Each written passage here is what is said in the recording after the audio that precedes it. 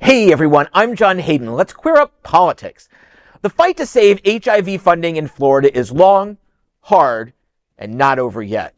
But for one night, our political crusaders at Equality Florida took a moment to celebrate accomplishments and prepare for what's next. They are out to get us.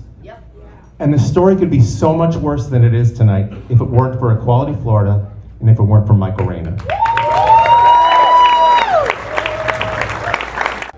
The warning is not hyperbole. But despite the ominous cloud, Equality Florida packed the Gray Box Theater for a celebration. The most challenging legislative session yet for LGBTQ+ was marked by quiet but important successes. Equality Florida helped defeat 4 of 5 anti-gay bills and watered down the onerous DEI restrictions that did pass. We were completely blindsided. Information began to leak on January 7th that a letter dated January 8th was going out to clients, letting them know that they'd be terminated from the program effective March 1. But it was cuts to ADAP, the AIDS Drug Assistance Program, that caught everyone off guard. So when we speak about the ADAP crisis, please understand, this is not just policy on paper, this is real life. I'm here reluctantly, but I'm here to... On this night, everyone was there to honor Michael Rayner, the community leader who tries to fly below the radar. I'm not going to lie, it's overwhelming. This issue's touched so many people's lives. So many people have lost people to HIV/AIDS over the last several decades. And so, when I was up there just hearing messages through social media of how important this issue was to them because of a family member or a loved one that they had lost, or someone that they know that's currently struggling and trying to figure their way how to access the medications come March 1. It's just all overwhelming.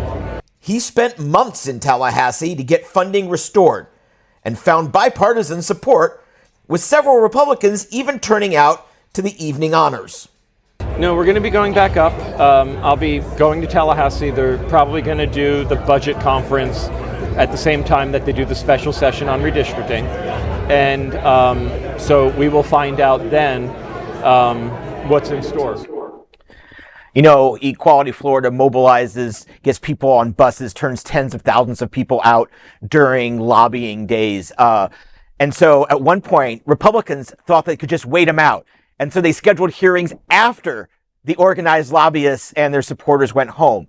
But those guys rallied, and only 4 days later, after an exhausting first trip, they were back in Tallahassee. You can see my entire interview with Michael at Greater Wilton Manors on YouTube and Facebook. And you know what? It was great to have a night where we could celebrate the wins. And there's been more of those, and we do need those. And this was that. Yes, yes. So I was so thankful to be there and be a part of it. Oh my God, and Michael's so loved. I mean, with good reason, okay? Yeah. But I mean, like, just that story of him saying, okay, I gotta fight Tallahassee, so how am I gonna do this? I'm gonna move there for a couple months, okay? He took his dog with him.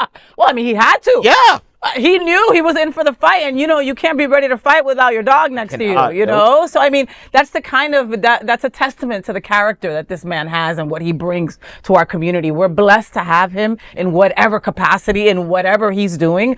And he's so shy about it, where he's like, it was like pulling teeth to get him to this event. Yeah. To recognize him, and it was all the community leaders, the EDs of all the nonprofits that we know and love were there present because they felt that Michael had done something for them in years ago or presently, and that is the kind of guy he is. So thank you so much for covering that because that was incredible. And there is no other queer nonprofit media platform like this in the entire world. Support our LGBTQ stories by sharing them and subscribing to Queer News Tonight.